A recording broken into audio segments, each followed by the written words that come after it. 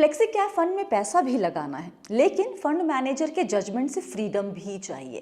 तो चलिए इस इंडिपेंडेंस डे पर आपको इस तरह के फ्रीडम का एक रास्ता बताते हैं। इस रास्ते पर आपको डाइवर्सिफिकेशन भी मिलेगा, लेकिन बिना किसी फंड मैनेजर बायस और कम कॉस्ट में। यहाँ ये बताना ज़रूरी है कि ये वीडियो बिल्कुल स्पॉन्सर्ड नहीं है, क्योंकि ये एकदम नई किस्म की ऑफरिंग है। बी वेल्दी की जिम्मेदारी है इसके बारे में आपको डिटेल में बताना, ताकि आपके फैसले सही जानकारी पर बेस्ड हो। डीएसपी म्यूचुअल फंड ने लॉन्च किया है इंडिया का पहला passive flexi cap offering, DSP Nifty 500 flexi cap quality 30 index fund. ये एक ओपन एंडेड स्कीम है जो Nifty 500 flexi cap quality 30 index को ट्रैक करेगी। इसे low cost rules based flexi cap product के तौर पर पेश किया गया है, जो क्वालिटी स्टॉक सिलेक्शन को डायनेमिक एलोकेशन के साथ कंबाइन करता है। थोड़ा हैवी साउंड कर रहा है ना, थोड़ी देर में आसान करते हैं इसे आपके लिए। पहले कुछ बेसिक जानकारी आप नोट कर लीजिए। इस फंड के लिए proposed expense ratio direct plan के लिए 0.3% तक है और रेगुलर प्लान के लिए 1% तक। एनएफओ पीरियड 22 अगस्त को ख़त्म हो रहा है। आपको पता होगा कि flexi cap funds large, mid और स्मॉल कैप में इन्वेस्ट करते हैं। पैसिव फ्लेक्सी कैप भी यही करेगा, लेकिन फिक्स्ड रूल्स के साथ, जिससे कॉस्ट कम होती है और फंड मैनेजर के बायस्ड कॉल से बचाव होता है। याद है हमने शुरू में फ्रीडम की बात की थी, यही वाली फ्रीडम। तो क्या इन्वेस्टमेंट स्ट्रैटेजी होगी इस फंड की? DSP Nifty 500 flexi cap quality 30 index fund का पोर्टफोलियो 30 क्वालिटी स्टॉक्स रखेगा, लार्ज, मिड और स्मॉल कैप से 10-10-10। लार्ज कैप्स का मतलब है मार्केट कैपिटलाइजेशन के हिसाब से टॉप 100 स्टॉक्स, मिड कैप 101 से 250 और स्मॉल कैप 251 से आगे। इस फंड की स्ट्रैटेजी में 2 लेयर है। पहला लेयर है क्वालिटी फिल्टर, यानी स्टॉक चुनने का पहला स्टेप। यहाँ सिर्फ वो कंपनीज आती हैं जिनका रिटर्न ऑन इक्विटी अच्छा है, डेट यानी कर्ज कम है और अर्निंग्स ग्रोथ स्ट्रांग है। दूसरा लेयर है मोमेंटम ट्रिगर। ये डिसाइड करता है कि पोर्टफोलियो में लार्ज कैप और मिड का हिस्सा या उसका वेटेज क्या होगा। मिड का मतलब है स्मॉल और मिड कैप्स दोनों को मिलाकर एक ग्रुप। हम लार्ज कैप, मिड कैप और स्मॉल कैप का एलोकेशन कैसे करें, तो बहुत एक सिंपल और पावरफुल फॉर्मूला हमने यूज किया है, जो है रिलेटिव मोमेंटम।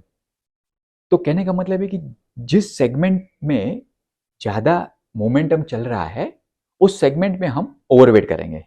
तो एक स्ट्रक्चरल वे में मान लीजिए कि तीनों कंपोनेंट में इक्वल वेट रहेगा, large cap, mid cap, small cap. और यदि अगर लार्ज कैप में मोमेंटम अच्छा चल रहा है, तो हम उसका एलोकेशन इंक्रीज करके उसमें 2/3 मतलब 67% लेके जाएंगे, और mid and small cap combination दोनों मिला के 33% ले लेंगे। तो ये बहुत सिंपल एलोकेशन होगा based on the relative momentum between the large cap and small and mid cap. तो यदि large cap small and mid cap के कंपैरिजन में ज़्यादा तेजी से करंटली चल रहा है, और इस मोमेंटम ट्रिगर को हर क्वार्टर चेक किया जाता है। सीधे शब्दों में, जब स्मॉल और मिड कैप तेज दौड़ रहे हों तो पोर्टफोलियो में इनकी हिस्सेदारी बढ़ाई जाती है, और जब इनकी रफ्तार धीमी हो तो लार्ज कैप में ज़्यादा भरोसा किया जाता है। ये तरीका एक्टिव फ्लेक्सी कैप फंड से अलग है, जहां एलोकेशन फंड मैनेजर अपने हिसाब से बदलता है, रूल्स के हिसाब से नहीं। और ये भी याद रखिए कि इस फंड के पास स्टॉक चुनने के लिए एक फिक्स्ड यूनिवर्स है। ये यूनिवर्स 3 जगहों से आता है। निफ्टी 100 क्वालिटी 30 से top 10 quality stocks large cap के लिए, निफ्टी मिड कैप 150 क्वालिटी 50 से top 10 quality stocks mid cap के लिए, और स्मॉल कैप के लिए निफ्टी स्मॉल कैप 250 क्वालिटी 50 से टॉप 10 क्वालिटी स्टॉक्स। यानी हर कैटेगरी में पहले क्वालिटी फिल्टर लगाया जाता है, फिर उनमें से टॉप 10 स्टॉक्स चुने जाते हैं, और फिर एलोकेशन का मोमेंटम रूल्स के हिसाब से फैसला होता है। अब एक्सपेक्टेड रिटर्न की बात कर लेते हैं। ओके, अंडरलाइंग इंडेक्स यानी कि निफ्टी 500 फ्लेक्सी कैप क्वालिटी 30 ने अक्टूबर 2009 से अब तक 18.1% CAGR दिया है, जबकि निफ्टी 500 TRI ने 13%। यहाँ जो एक्स्ट्रा रिटर्न मिला उसे इन्वेस्टिंग लैंग्वेज में अल्फा कहते हैं और ये आया है स्मार्ट एलोकेशन, सही स्टॉक सिलेक्शन और फोकस्ड पोर्टफोलियो से। इस इंडेक्स का rolling 5 year SIP median return 20.3% रहा है, जबकि निफ्टी 500 का 15.8%। Rolling 5 year SIP median return का मतलब क्या है? मतलब है आप किसी भी महीने से SIP शुरू करें और उसे लगातार 5 साल चलाएं, फिर अलग अलग स्टार्टिंग पॉइंट के रिजल्ट के बीच का मीडियन रिटर्न निकालें। इससे पता चलता है कि टिपिकल इन्वेस्टर एक्सपीरियंस कैसा रहा। एक ज़रूरी बात, रोलिंग 5 ईयर SIPs में इस इंडेक्स ने निफ्टी 500 को both in median returns and consistency में पीछे छोड़ा है। कंसिस्टेंसी का मतलब है कितनी बार रिटर्न्स एक तय लेवल से ऊपर रहे। यहाँ इस इंडेक्स ने 88% बार 12% से ज़्यादा रिटर्न दिया, जबकि निफ्टी 500 में ये 76% था। इससे ये भी साफ है कि लॉस वाले या बहुत कम रिटर्न वाले पीरियड्स यहाँ पर इस इंडेक्स में कम रहे हैं। इस इंडेक्स ने मार्केट ट्रेंड्स के साथ एलोकेशन सिंक करके अलग अलग साइकिल्स में अच्छा परफॉर्मेंस दिया है। क्वालिटी टिल्ट ने 2011 और 18 जैसे सालों में गिरावट को थोड़ा लिमिट किया है, हालांकि पिछले 2 साल में इंडेक्स ने अंडर परफॉर्म किया है। सेबी ने 2018 में जब फंड्स की कैटेगरीज को रीक्लासिफाई किया, तब से actively managed flexi cap funds ने अपना median mid allocation, small and mid cap allocation 22 से 38% के बीच रखा है। ये रेंज बताती है कि फ्लेक्सिबिलिटी का मैंडेट होने के बावजूद एक्टिव फ्लेक्सी कैप में एलोकेशन में बहुत ज़्यादा बदलाव नहीं किया गया। इसका एक कारण ये हो सकता है कि ज़्यादातर फंड्स स्टेबिलिटी के लिए सेट एलोकेशन रेंजेस को फॉलो करते हैं। इन सारी जानकारी के हिसाब से हम इस फंड के एडवांटेज, जो नई ऑफरिंग है उसके एडवांटेज क्या देखते हैं। कॉस्ट कम है, एक्टिव पेयर्स के मुकाबले हर साल लगभग 0.4 से 0.9% तक का एक्सपेंस रेशियो गैप आपको दिखेगा। रूल्स बेस्ड अप्रोच होने से इमोशनल एलोकेशन एरर से बचाव होता है। इन्वेस्टर्स को पता होगा कि पोर्टफोलियो कैसे मैनेज होगा, सब कुछ पब्लिक में है। डिसएडवांटेज क्या है? क्राइसिस में ह्यूमन ओवरराइड का ऑप्शन नहीं होता है। दूसरा फैक्टर जो है यहाँ पर जो यूज़ हो रहा है इस पूरे इंडेक्स में, वहाँ पर अंडर परफॉर्मेंस लंबे समय तक चल सकता है। वो एक इम्पॉर्टेंट रिस्क ये होगा कि इसमें स्टॉक सिलेक्शन में, जैसे हमने पहले देखा कि क्वालिटी फोकस वे में स्टॉक सिलेक्शन होगा, तो मान लीजिए कोई मार्केट का ऐसा समय चल रहा है, दौर चल रहा है जब quality stocks relatively under perform कर रहे हैं और दूसरे टाइप के जो स्टॉक्स है ज़्यादा फास्ट चल रहे हैं या बेहतर कर रहे हैं, तो अपना ये पर्टिकुलर स्ट्रेटेजी उस वक्त थोड़ा अंडर परफॉर्म ज़्यादा करेगा। दूसरा ये रिस्क हो सकता है कि हमने मान लीजिए रिलेटिव मोमेंटम के बेसिस पे लार्ज कैप में ओवरवेट कर लिया या मिडियम स्मॉल कैप में ओवरवेट कर लिया और वो मोमेंटम कंटिन्यू नहीं हुआ, तो जब तक कि दूसरा रीबैलेंस आके वो मोमेंटम चेंज होता है और अपना पोर्टफोलियो रीबैलेंस नहीं होता है, तब तक के लिए वो फैक्टर में हमारा थोड़ा रिस्क हो सकता है, तो उसकी वजह से ये स्ट्रेटेजी उस वक्त थोड़ा अंडर परफॉर्म करेगी।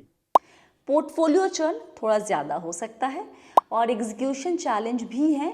AUM तेज़ी से बढ़ने पर स्टॉक कॉन्सेंट्रेशन और स्मिड यानी small and mid cap liquidity issue बन सकते हैं। ट्रैकिंग एरर आ सकता है, small cap execution cost, corporate actions या फिर कैश ड्रैग की वजह से। कैश ड्रैग यानी पोर्टफोलियो में जो हिस्सा कैश में पड़ा है वो मार्केट के मुकाबले रिटर्न कम देता है। इंडेक्स का करंट यानी जून 2025 का पोर्टफोलियो मिक्स देख लेते हैं एक बार। लार्ज, मिड और स्मॉल कैप्स में रफली इक्वल वेट है।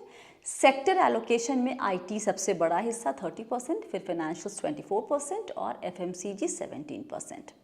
हमें क्या लगता है, निवेश करना है कि नहीं करना? देखिए, ये NFO ऐसे समय पर आ रहा है जब इंडेक्स का रिलेटिव अल्फा साइकिल लो पॉइंट पर है, नीचे की तरफ है, और क्वालिटी स्टॉक्स में इस साल करेक्शन देखने को मिला है। नए इन्वेस्टर्स के लिए यहाँ बेट है कि आगे चलकर क्वालिटी रीबाउंड करेगी और स्मिड ट्रेंड्स मजबूत बने रहेंगे। ध्यान देने वाली बात है कि फैक्टर बेस्ड स्ट्रैटेजीज साइकिल्स में चलती है, ये बात आप ना भूलें। कभी ये आउट परफॉर्म करती है, कभी अंडर परफॉर्म।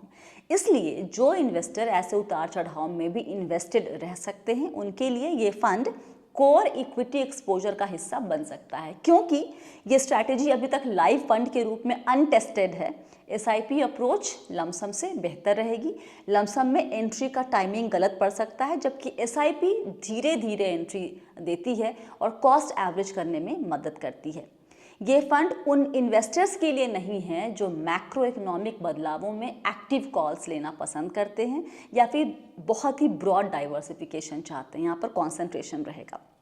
कुछ और एक्स्ट्रा पॉइंट्स, इस तरह के पैसिव रूल बेस्ड प्रोडक्ट्स में कॉस्ट एडवांटेज और डिसिप्लिन तो होता है, लेकिन इनकी पूरी परफॉर्मेंस पूरी तरह से अंडरलाइंग इंडेक्स के रूल्स और फैक्टर बिहेवियर पर निर्भर होती है। पिछले हिस्टोरिकल डेटा के मुताबिक क्वालिटी टिल्ट ने ड्रॉडाउन्स को लिमिट किया है, नीचे वाला जो जब गिरता है बाजार तब वहाँ पे लिमिट किया है परफॉर्मेंस को, लेकिन रीसेंट ईयर्स में परफॉर्मेंस प्रेशर में रही है, ये हम सब जानते हैं। इन्वेस्टर्स को कम से कम 5 से 7 साल का होराइजन रखना चाहिए ताकि स्ट्रैटेजी के पूरे साइकिल का फ़ायदा मिल सके। तो ये थी डिटेल में बहुत ही टेक्निकल जानकारी जो हमने बड़ी आसान शब्दों में आपको बता दी। अब इसके बाद फैसला आपको लेना है कि आप अभी एक्टिव फ्लेक्सी कैप फंड्स के साथ जाएंगे या फिर ये जो नया एक आया है ऑफरिंग पैसिव फ्लेक्सी कैप, उसको एक्सप्लोर करना चाहेंगे। क्या करना चाहेंगे आप, ये मुझे आप कमेंट करके बताएंगे, व्हाट्सएप करेंगे और ईमेल भी कर सकते हैं। सारी डिटेल्स आपकी स्क्रीन पर हैं। वीडियो लाइक करें, शेयर करें, बी वेल्दी सब्सक्राइब करना कतई ना भूलें। बहुत मेहनत करते हैं आपके लिए क्वालिटी कंटेंट बनाने में।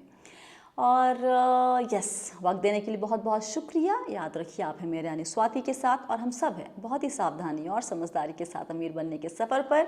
आप सभी को बहुत सारा प्यार और दुलार। Stay blessed, healthy and be wealthy.